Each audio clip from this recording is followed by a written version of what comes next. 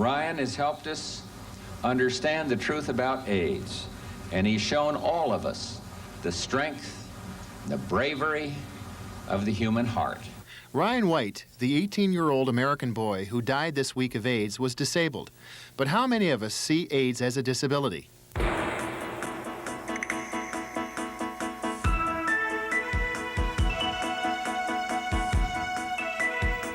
Hello, and welcome to another edition of the Disability Network, the program for and by people with disabilities. I'm Susan Pettit. And I'm Joe Coughlin. Ryan White, who became a hero in the United States through his fight with AIDS and the fear it engenders, died this week in Indianapolis.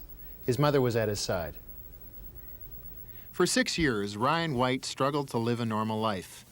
It was a struggle that captured the imagination of millions of people. He was the boy next door who first showed to a stunned nation that no one is safe from the risk of AIDS. Ryan, a hemophiliac, got AIDS from a transfusion when he was in 7th grade. It was 1984, and nobody knew much about AIDS then. The local school expelled him for fear he would give it to his schoolmates. He had to sue in court to get back in. Ryan White never gave AIDS to anybody, but he was a carrier of hope and of courage, and he created throughout the United States a new understanding of this terrible disease and compassion for those who suffer from it. It became his life's work. A lot more people are not afraid of AIDS now, and they're not afraid of someone who has it, and I think they're more willing to accept people who have AIDS. Joining us now is Catherine Frazee. She's the Chief Commissioner of the Ontario Human Rights Commission. John Powell learned 2.5 years ago that he had AIDS. He's planning to talk to school children about AIDS, just as Ryan White did. Welcome to DNET, both of you. Thanks, Joe. Thanks, Joe. Ms. Frazee, do people think AIDS is a disability?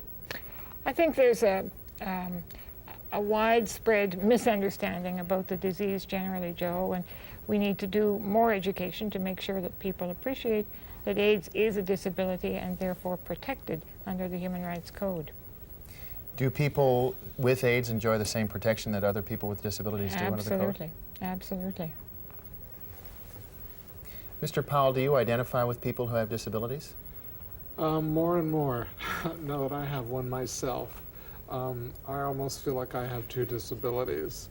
Being in a wheelchair and having AIDS, they're starting more and more to blend together for me.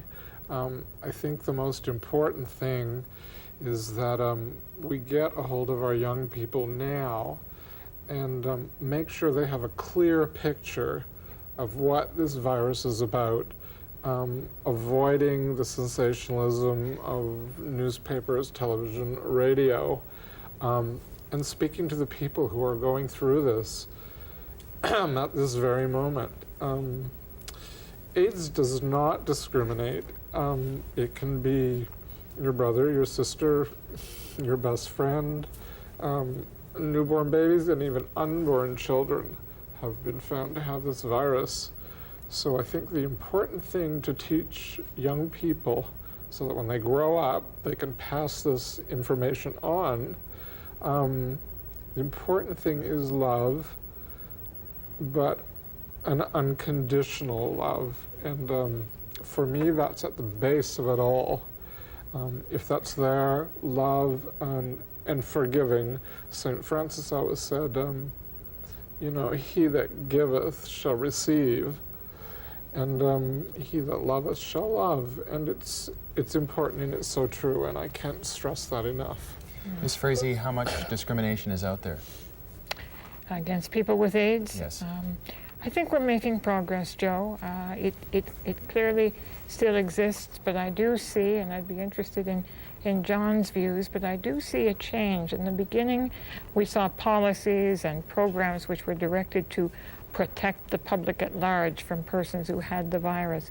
Now, I think increasingly we're hearing and we're helping in the development of more enlightened policies that recognize that the victims of discrimination are worthy of protection, and that the policies have to address the isolation and the discrimination that is affecting people with AIDS.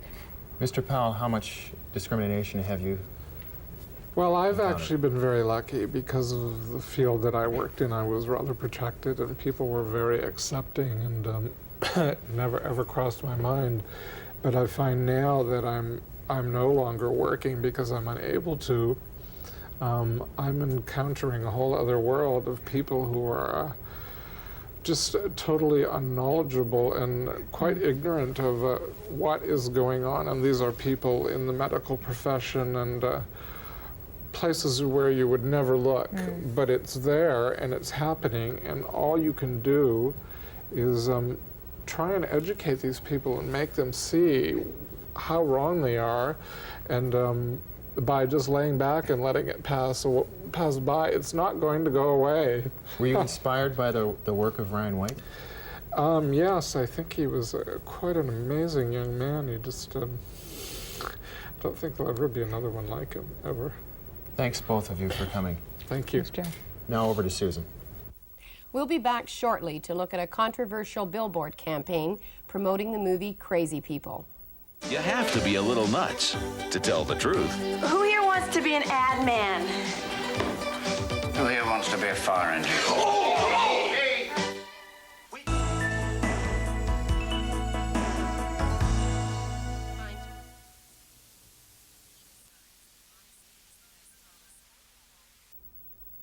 Language Watch is turning out to be one of our most popular features.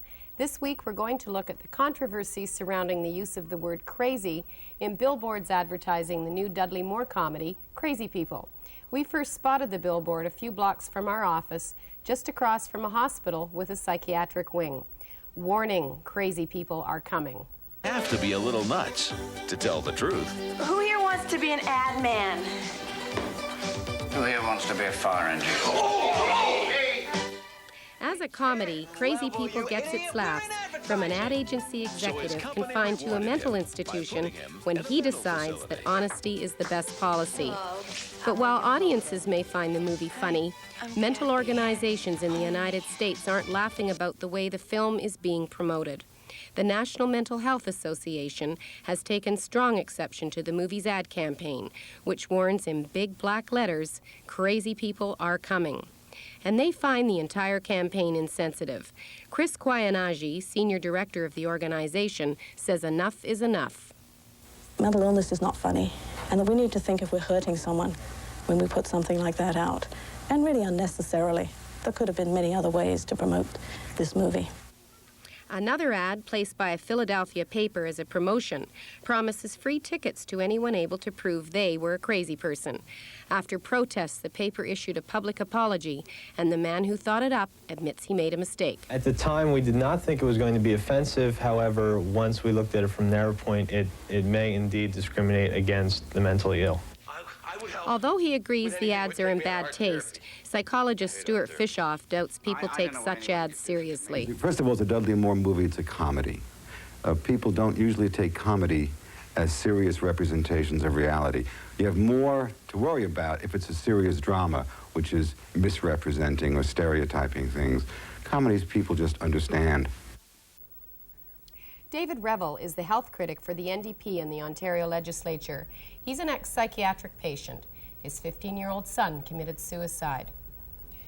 David, does this campaign, those billboards, offend you? I think the problem with the billboard is that it implies that mental illness is something to provoke fear and anxiety, and that just perpetuates one of the most serious myths about mental illness that many of us have been trying to counteract. That's the problem with the billboard. A U.S. psychiatrist said that comedy is not, taken as reality. What do you think? I think the U.S. psychiatrist is talking nonsense. I think comedy, when it is good comedy, has a lot to do with reality. I think there are things that can be said about mental illness that could be funny if, in fact, respect is shown the people involved. And the problem with the billboard is that it's one line. You don't develop any character, you don't develop any reality. That's the problem. Is it never okay to make fun of psychiatric issues? I think, again, it depends whether you can develop a dignity and respect for people who suffer from a common problem. 1 in 6 people are going to have some kind of mental health problem, and it is really inappropriate to belittle people who have a serious real-life problem. As an ex-psychiatric patient, how do you react to those kind of billboards? Well, I'm kind of used to people having a poor attitude, and I regret it, and I think that those of us who are interested in issues around disabilities have to tell people to watch their language. Mr. Revel, thank you very much. Thank you.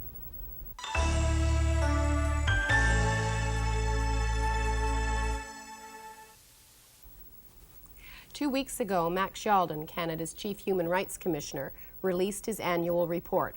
The news media turned out in force to cover the story. The Canadian Human Rights Commission says Canadians are not as tolerant as they like to think they are. The Commission's annual report warns of signs of rising racism in the country. Denise Harrington reports. In the last year, there have been petitions to stop Sikhs in the RCMP from wearing turbans and pins that question whether ethnic minorities are taking over the country.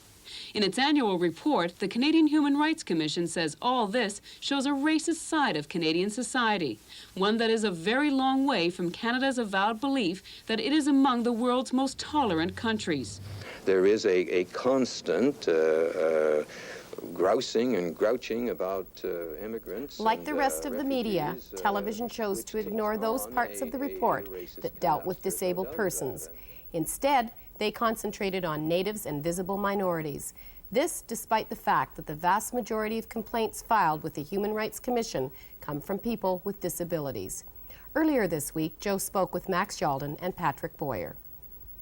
Boyer was chairman of the House of Commons Standing Committee on the Status of Disabled Persons.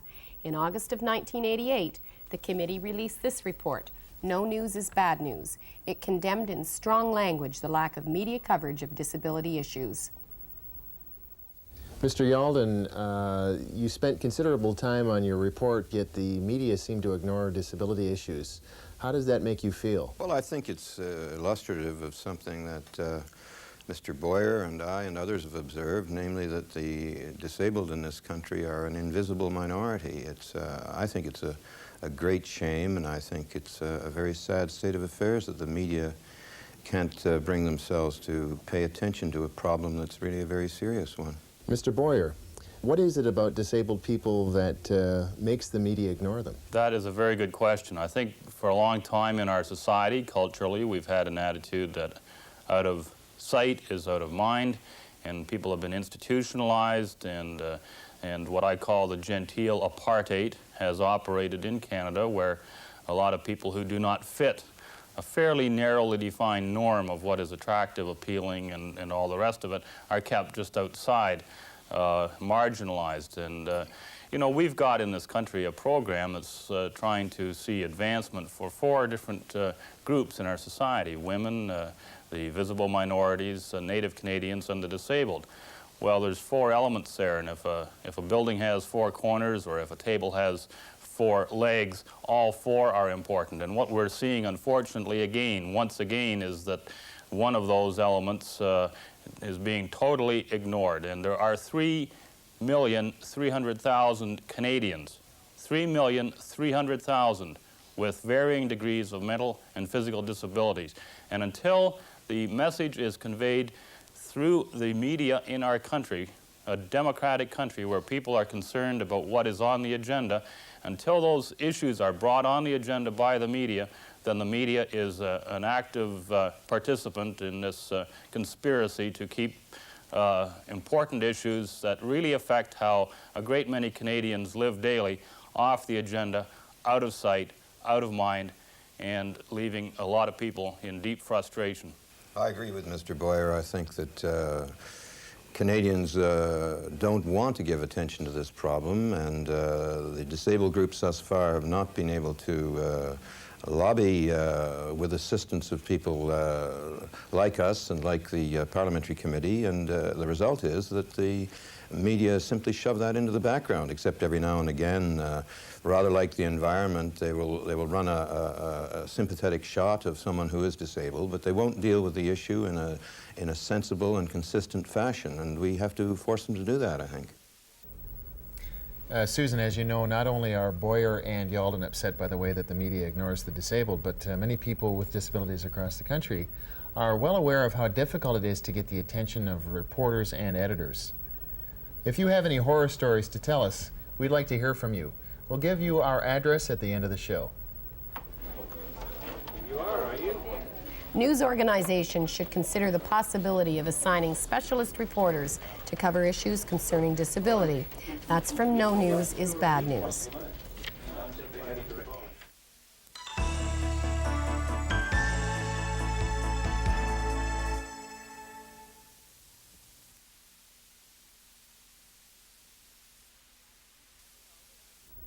Two weeks ago, Harry Beattie of the Advocacy Resource Center for the Handicapped gave viewers some tax advice. We had several responses. This one is from John Kirkman of Edmonton. Mr. Kirkman was on kidney dialysis. He says Revenue Canada doesn't recognize this as a disability, and he wants to know why. Well, Mr. Kirkman, Harry is right here to give you an answer. In fact, Revenue Canada will sometimes recognize kidney disease as a disability. In 1986, the definition of disability for the disability credit was widened, and many people are eligible. Should someone who's looking into disability tax credits take the first answer from Revenue as the only answer, or should they investigate further? Many people have received inaccurate information from Revenue Canada over the telephone. People should always investigate further with their own physician. Harry, before you go, several of our viewers have asked exactly what is the Advocacy Resource Center for the Handicapped? We're a legal clinic specializing in the problems which disabled people have and the information which they need. How great is the need for this service? It's needed very much throughout the country, but right now there are only a few centers like ours. Harry, thank you. If you have any questions for Harry or any of the lawyers at Arch, get in touch with us. We'll give you our address and fax number at the end of the program.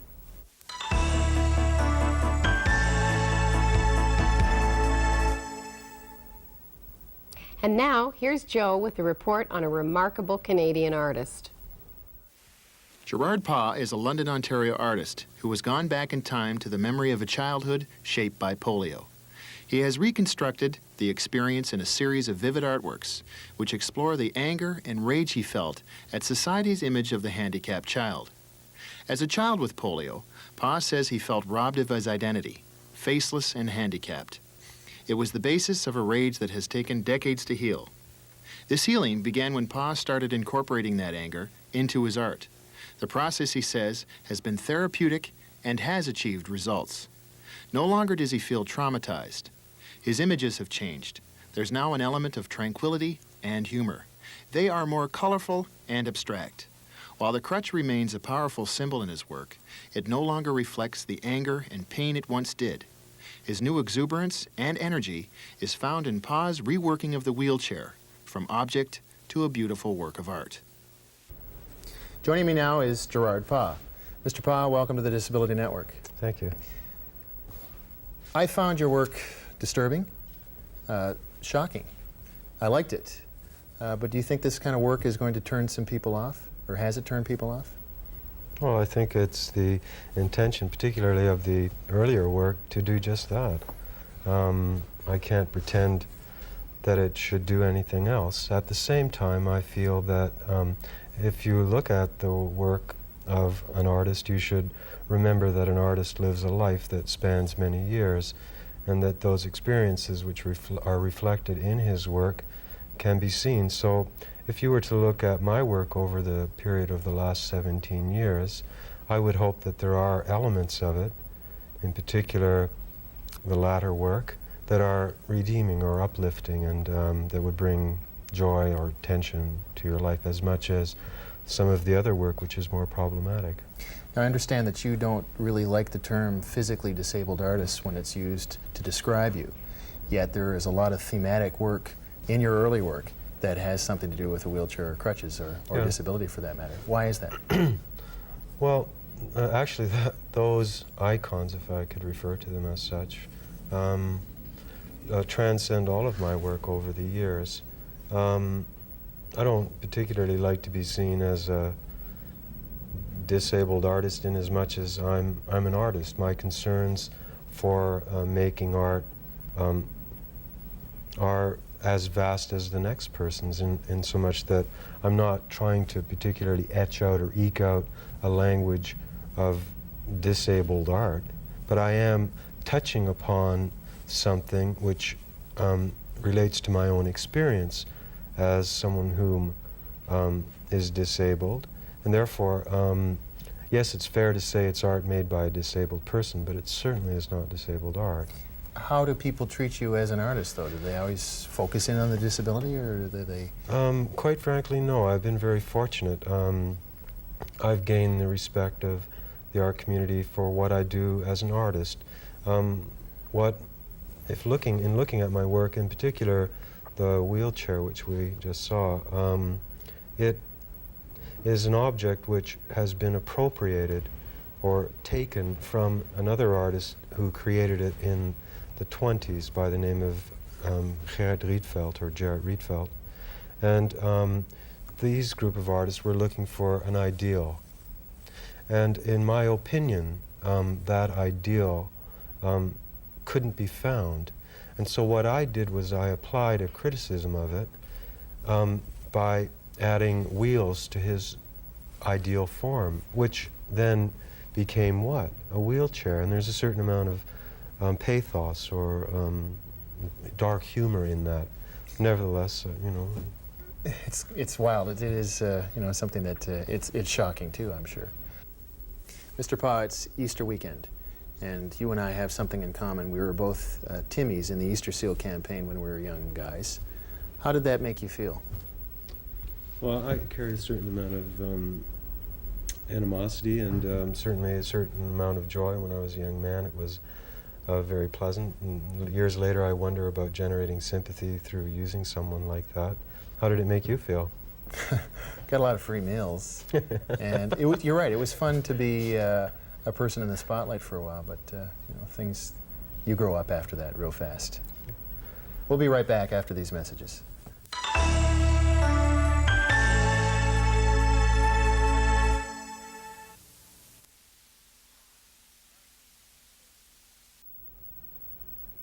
Earlier in the show, we looked at the movie Crazy People.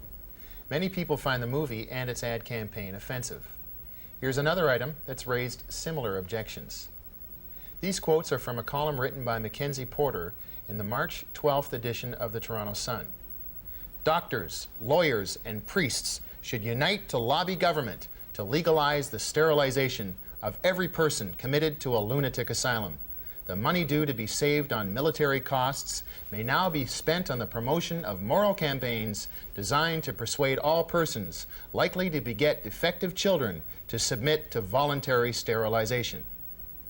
Porter implies that these people come from an underclass of society. Steve Lurie is the executive director of the Canadian Mental Health Association. His reaction to Porter's column appeared in the Sun last Tuesday. Porter proposed sterilization of what he refers to as the underclass, the poor whom he believes are physically infirm and/or low in intelligence. Mental illness affects everyone in society. They are just as likely to be sons and daughters of the middle class as to be raised in poverty. We must find ways to support and respect the struggle of those among us who are disabled. Write to us with your thoughts on the subject. Our address is the Disability Network, CBC, Box 500, Station A, Toronto, M5W 1E6. That's the Disability Network, CBC, Box 500, Station A, Toronto, M5W 1E6. We'll see you again next week, and enjoy your Easter weekend. And you too, Susan. You too, Joe. Bye.